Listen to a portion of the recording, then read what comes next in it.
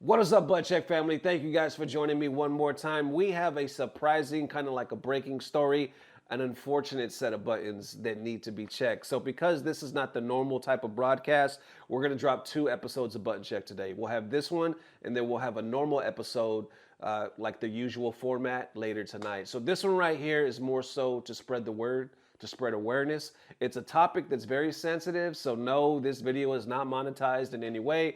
We're just here to try to spread the word. There's links down below that are very important because there's a current GoFundMe in the works, and everybody's trying their best to help our brother in the FGC. So check this out, yo.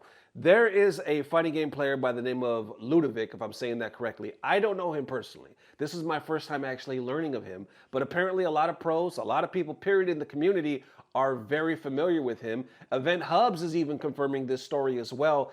And sadly, he was detained by ICE. I don't really know how this happened.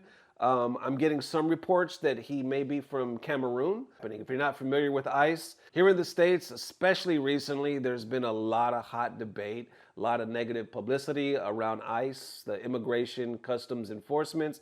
There's been a lot of stuff happening. So this is where I first saw it right here saying Ludovic from THG was detained by ICE. And right now he needs us. He's more than a teammate, he's family. We've set up a support link to help with legal fees and supporting during this time. If you can donate, please do. If not, please share. Then this is the link. And once again, the link is down below. So continuing on, I even see Diaphone right here saying, Lud is one of the nicest people I've met in the FGC. This is so sad. Please consider supporting. And then going deeper right here, even Ultra David. But right here he posts saying, fuck ICE. Simple and straight to the point. Fuck ICE. Then continuing on, D'Angelo said, Lud is the best of us, of the FGC, full stop. There was no arguing that or putting logic behind or putting logic to the situation. They have taken our friend. Then if you go to the GoFundMe right here, you can see it supported the legal defense, and they're trying to raise around 50K. So far, they have almost 700, like 651 donations, and they've raised over $36,000. That's what's up. So hopeful. Going on over to Event Hubs, I noticed the article that was written by Dakota Hills. They posted this right here saying, if you're in the United States or even other places around the world, it's very difficult to avoid any news or discourse surrounding the Immigration and Customs Enforcement Agency. But right now, the impact is hitting a lot closer to home for all of us. Then they kind of go more into detail with that, saying, please help Ludovic, who's a wonderful and kind person that makes the world a better place. But right here, it says, at the time of reporting, the campaign crossed its previous goal. So it looks like the initial goal was 30,000. Then they crossed that with a matter of hours. Now it's been increased to 50,000, and I'll talk about that in a second. But below, I noticed there's some tweets, some that we have seen, some that we haven't. Like, this is actually crazy. Lud is one of the friendliest and kindest souls we have. If you're able to, please consider helping. And then Lud is a fantastic individual who is always filled with positivity and kindness. Please do me a solid and help my friend out. Then down here, it looks like Event Hubs was trying to get an update as of the 18th, just yesterday, saying thank you to everybody who has helped with your generous contributions. We were able to pay the initial retainer and the first round of legal fees. That's what's up. So it looks like these funds arrived just in time. Hopefully this will prevent him from being transferred to a more distant facility to work towards his release. There is still much to do to help Ludovic, but this campaign has been a much needed source of hope for those of us working towards his release. And there you have it. So the thing with GoFundMe takes such a big percentage. Like, for example, I think it's like 30 cents that they take per donation. So if their initial goal was like 30 G's, they're going to take almost 1,000 G's, so like about $900. So it's fairly close, but that's still a lot of money, because if that's exactly what you need, you're not getting exactly what you need. And I don't think people really understand that when they create a GoFundMe, because they're like, hey, here's what we need, but oh crap, we didn't consider that GoFundMe is going to take a chunk of this. So they kind of didn't raise the bar from that. And then when it comes to legal fees, you don't really know what it's going to come at the end. Like, I've been there, you know, obviously not in this situation, but like with speeding tickets or whatever in the past, especially for my son, but that's another topic probably for the second channel.